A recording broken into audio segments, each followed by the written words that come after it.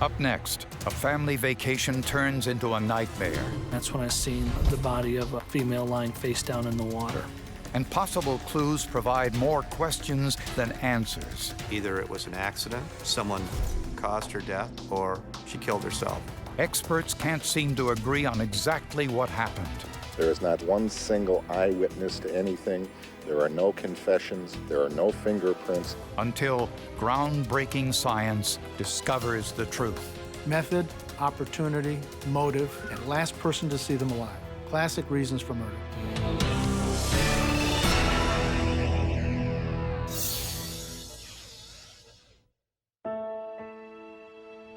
Every year, the Unger family spent their vacation on the western shore of Lake Michigan in a place called Watervale. It's almost a sanctuary for them to go somewhere else in the state where they can just forget about the rest of the world and reconnect with themselves and their families and their loved ones. Florence worked as a bank loan officer. Her husband, Mark, a mortgage broker, was also a well-known radio personality. Mark Unger had a sports radio show and made him somewhat of a celebrity within his circle of friends. Their vacation in 2003 was like most others. The Ungers checked into their cabin, had dinner, and Mark spent time with their two sons, while Florence was outside for some fresh air. Mark read a story to the boys, sang a song, put them to bed, kissed them goodnight, and came back out to the deck, and that Florence was not on the deck. Mark assumed Florence went next door to their friend's cabin, since their lights were on. Not wanting to leave the children alone, Mark went to bed. When he awoke just after dawn, Florence still wasn't there. He called the resort owners at approximately 7:30 in the morning, asking them if they had seen Florence. They said they had not. The resort owners went looking for her and found Florence's body in the lake and called 911. There was a guest at Watervale who was an acquaintance of ours, and I believe it's suicide or a drowning. What is her name? Flo Unger. When police arrived, they noticed Florence's body was in the lake next to a boat launch. 12 feet above was the deck outside the Ungers' cabin. When I looked up, there was a deck railing from the boathouse, and I noticed the deck railing was broke and fractured out. It looked as if Florence had been sitting on the railing and it gave way. Investigators measured the height of the railing and discovered that it was 10 inches below the state building code. You look at that rail, and it's low enough that you think if somebody had been sitting on it, they could lose their balance and fall over the edge. I know that I personally didn't want to sit on it. The splintered railing led to suspicions it was structurally unsound. They referred to it as a death trap and that it was an accident waiting to happen. A person could reasonably piece together someone fell through a railing, hit the ground, and ended up perhaps in the lake there. Florence's body was transported to the medical examiner for an autopsy. The medical examiner found no drugs or alcohol in her system. He did find evidence of severe head trauma, but the cause of death wasn't the head trauma, it was drowning. There was plenty of fluid, and that was the result of her active inhalation of the water from the lake because she was submerged. But what caused Florence to fall to her death? Was it suicide, an accident, or something more sinister? This is Flo Unger, and she was a student from 1975 to 1978. The tragic death of Florence Unger, the mother of two young children, was a shock to co-workers, friends, and family. Unless you've lived through it, it's very difficult to explain. You feel like your head's going to explode. It's total and complete devastation. There's nothing like it. It's unimaginable. Police at the scene had to consider every possibility. What do you have? You know, do you have a suicide? Do you have an accident? Or do you have a homicide? Florence's family ruled out suicide as a possibility. There's no way that she could have contemplated suicide for a number of reasons. Number one, she would never have left her children parentless. An accident seemed like a distinct possibility. The railing on the deck outside the Ungers' cabin was freshly broken. It looked as if she were sitting or leaning on it, and it gave way, causing her to fall to the boat launch below. But how did the body get into the water? Mark Unger hired a private independent forensic firm to find out why. They concluded that with Florence falling 12 feet from the deck, the momentum of the fall carried her forward from the point of impact. They produced 5 different scenarios, computer animations that showed different ways that Florence could have possibly ended up in the water. The forensic firm concluded that Florence's death was an accident.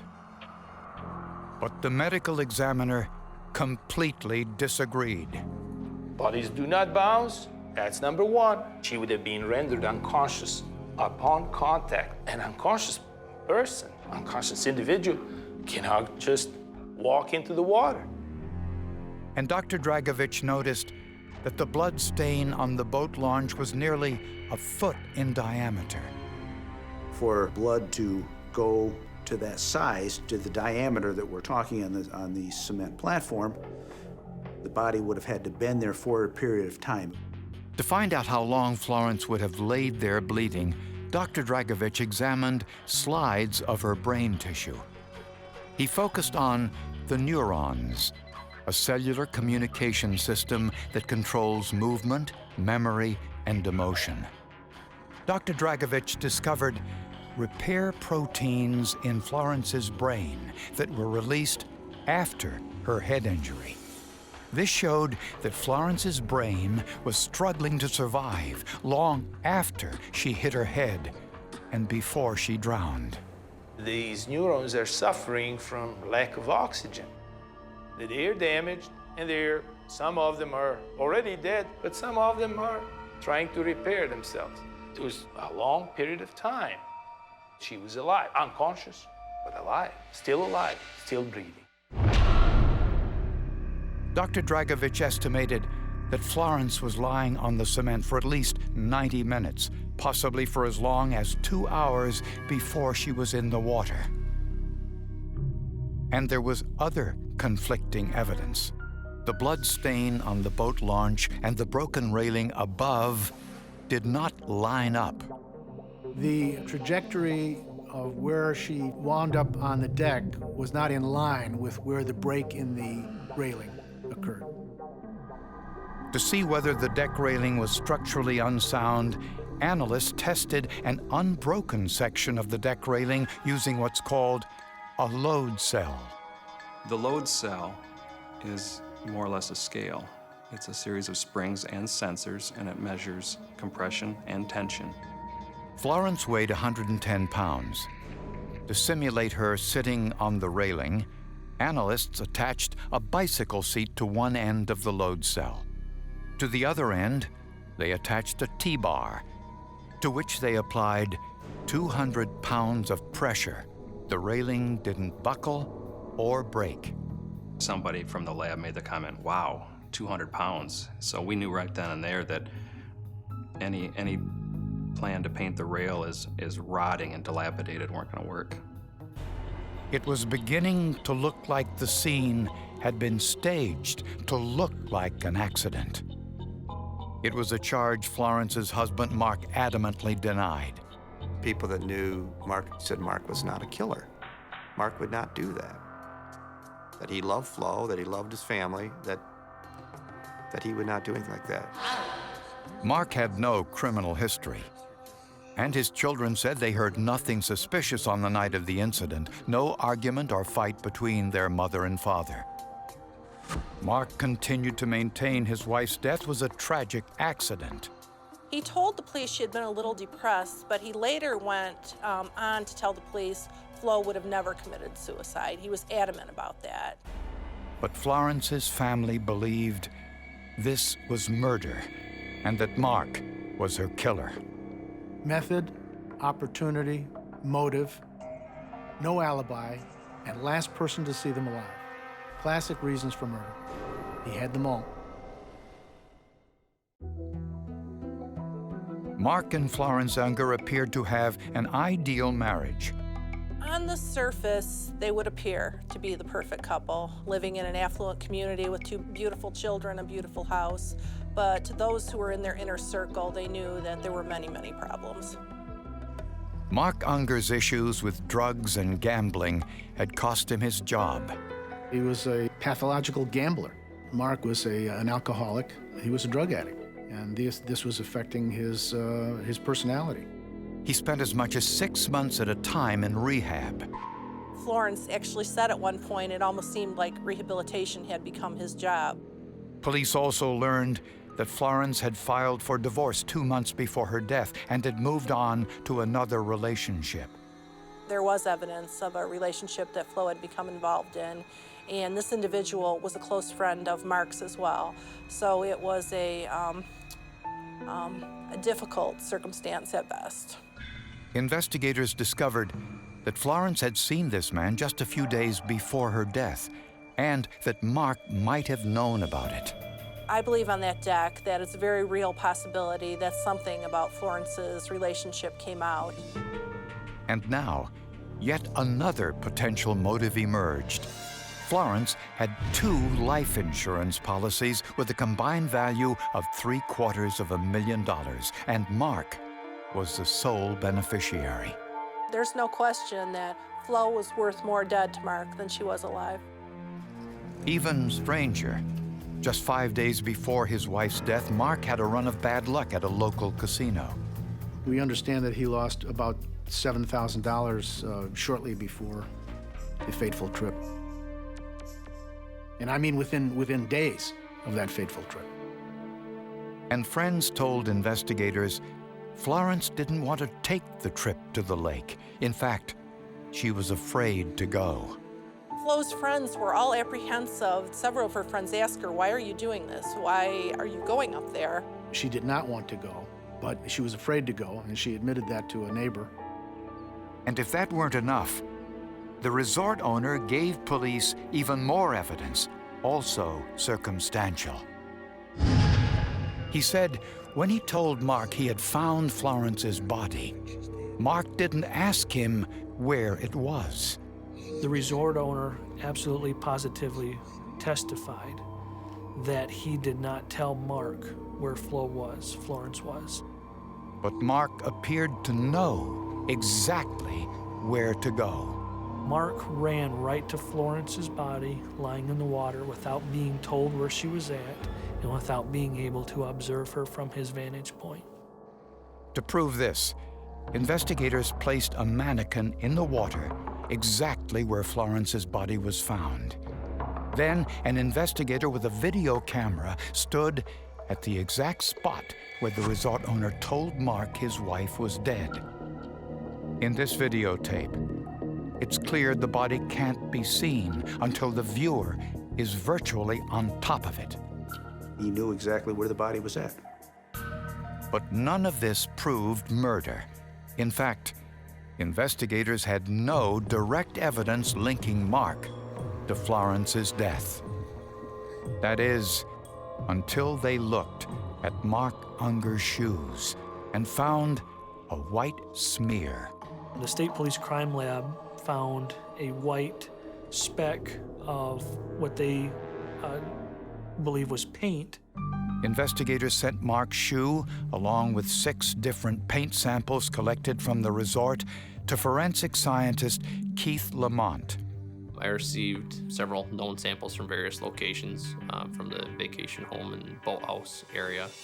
He bombarded the sample with infrared light, which identifies the chemical makeup of the samples in ways that can then be measured. Paint's composition basically consists of a solvent, which is the liquid, a pigment, which is the color, and a binder. And the binder you can think of as glue. Lamont found that the paint on Mark Unger's shoe was virtually identical to the paint on the railing and the post holding the railing. The question paint sample from Mr. Unger's shoe was consistent chemically with the known paint from the rail.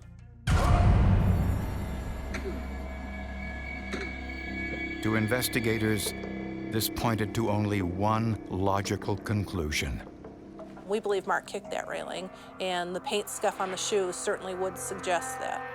But was this enough to get a conviction? Investigators knew two important details about the death of Florence Unger. First, tests showed a 110-pound woman sitting or leaning against the deck railing could not have caused it to splinter. Second, forensic tests identified repair proteins in Florence's brain, scientific proof that she lay bleeding on the cement boat launch for about 90 minutes before she drowned in the lake. This made forensic history. It was the first time immunohistochemistry was used in a criminal case. It's an advantage of being a forensic pathologist at the same time a neuropathologist and being a general pathologist that I started with in the first place. The best advice in police work is consider every death scene as a homicide scene. 7 months after Florence's death, Mark Unger was charged with first-degree murder. There's no question, if you look at the evidence in its totality, that Mark Unger made a calculated decision to take another person's life. His lawyer said there was no case against him. There is not one single eyewitness to anything. There are no confessions. There are no fingerprints. Prosecutors believe Mark hoped to salvage their marriage, but they think Florence said no. Mark became violent and pushed her over the railing. She hit her head on the boat launch 12 feet below. The evidence indicates she lay there bleeding for at least 90 minutes. Mark went back to their cabin and put the boys to bed. When he returned to the boat launch, he was probably surprised to learn that Florence was still alive. So he pushed her into the lake, where she drowned. But he didn't realize the size of the blood stain on the boat launch and the repair neurons in Florence's brain. Both told a story. In an attempt to make it look like an accident, Mark kicked the railing with his right foot, transferring paint to the tip of his shoe. And where he kicked the railing was inconsistent with the location of the body. Mark either found out about the relationship that Florence was having with another man, or else he, if not found out, she made it clear to him that, that's only one of the things going on, but this marriage is finished. What Mark did is he went out there and he put her in the water while she was still alive. He had every opportunity to call for help. He never did. He let her lay there, and after thinking about what to do after some time, he premeditated it, went back and put her in the water and let her drown. 3 years after Florence's death, Mark Unger was convicted of first-degree murder and sentenced to life without parole. His head snapped back when the verdict was read. He was shocked at the verdict. He anticipated going home that day. I was wrongfully convicted of this crime. I am innocent. Florence's parents say her death should never have happened. While my daughter's death was a tragic and unnecessary event, I think there's a lesson to be learned from it. And that is that a woman who is going through a divorce should avoid contact with her estranged husband unless it's absolutely necessary, and then with witnesses present. And even though it might be contrary to the advice of her lawyer, and even if there's no history of mental or physical abuse. Divorce is a very volatile situation, and it is better to err on the side of caution, because Even casual contact could result in a dangerous or life-threatening event. Florence's parents are raising her children and keep a small garden in her memory, although the grief is permanent. I miss her every single minute of every single day. And I hope he thinks about what he's done for the rest of his miserable life. Mark Unger almost got away with murder. Only scientific analysis of brain tissue and his shoes ensured he didn't. How he could think that he was going to get away with it, I can't imagine. Being able to establish that Florence was alive for an extended period of time before she was placed in the water was crucial, very important. It was a great, reminder that, things aren't always as what they seem. They're not always what people try to portray them to be.